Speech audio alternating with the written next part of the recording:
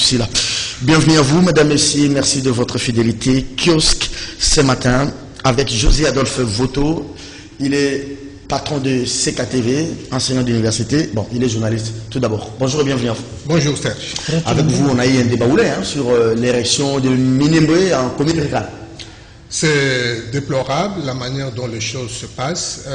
Nous avons appris hier que Minembwe a été finalement érigé en commune rurale, après que la procédure a été tout le temps contestée. Vous savez que pour reculer, pour que les Congolais comprennent un peu, donnez-moi un peu de temps, c'est que l'érection de Minembwe ou de la communauté de Banyarwanda, parce qu'en fait, ils veulent ériger une commune ou un territoire monoethnique. C'est ça l'idée. Ça n'a pas commencé aujourd'hui, c'est depuis l'époque coloniale. Et les Belges qui ont érigé des territoires, à un moment, sur revendication de Banyarwanda à l'époque, voulaient bien le faire, mais étant donné la configuration, les Belges ont reculé. Et le prétexte, c'était la raison pour laquelle les Belges ont reculé, c'était qu'on ne peut pas ériger des territoires sur base de communautés ethniques. Parce que ça va éclater le Congo. Parce que vous savez, le Congo, c'est un pays qui a été, c'est une réunification de plusieurs ethnies et de plusieurs royaumes. Et Minembwe, à l'époque, donc, les Banyarwanda n'ont pas obtenu un territoire. Ils sont dans des territoires, notamment dans les Fizi. Et cette ambition a continué jusqu'à l'époque du RCD. C'est alors que Azara Seroubewa va ériger Minembwe en commune rurale ou en territoire, en grignotant sur d'autres territoires. Parce que cette commune, sur le plan territorial, n'est pas viable. Ce n'est pas aussi étendu. Elle peut être ni urbaine, ni rurale. Pas du tout, n'est pas viable. Et ça a été érigé en commune rurale à l'époque du RCD.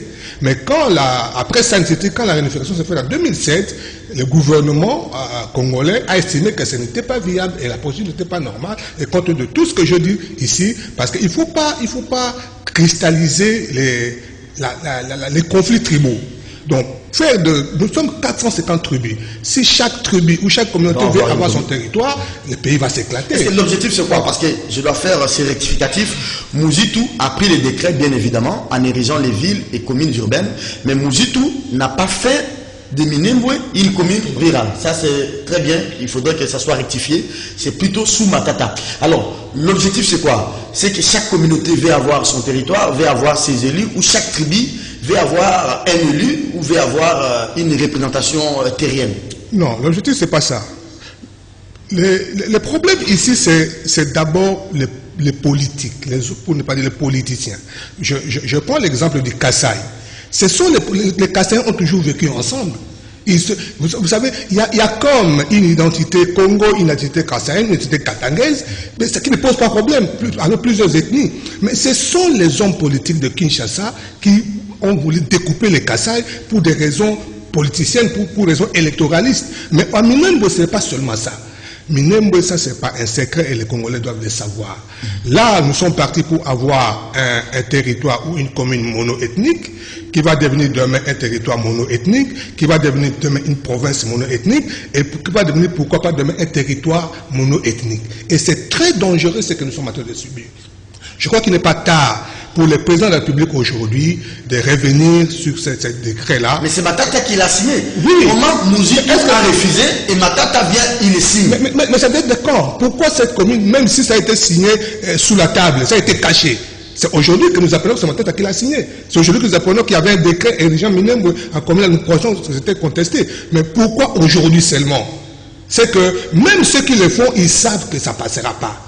Et ça passera très mal. Donc ça va nous renvoyer encore dans des conflits inutiles avec toutes les autres communautés qui sont là-bas, qui considèrent que dès lors que vous êtes arrivés, même si vous êtes arrivés en 1890, en 1890, 1895, nous partageons le territoire. Mais si vous voulez ériger un territoire, alors que vous êtes arrivés après nous, vous érigez un territoire en commune à territoire, c'est que vous avez d'autres visées. On dit que l'initiative devait venir soit de la province, mais à l'époque, Mouzitou n'a pas eu la demande de la province du Sud Kivu. Mais c'est ça justement, parce que si on veut faire les choses proprement, l'initiative de l'Assemblée provinciale et que les élus du peuple puissent le réclamer, parce qu'on nous pousse à quoi? Il faut qu'on les sache. On veut ériger Minembwe en commune rurale, demain ils vont encore grignoter des territoires, et demain ils vont réclamer, cette communauté va réclamer l'autodétermination.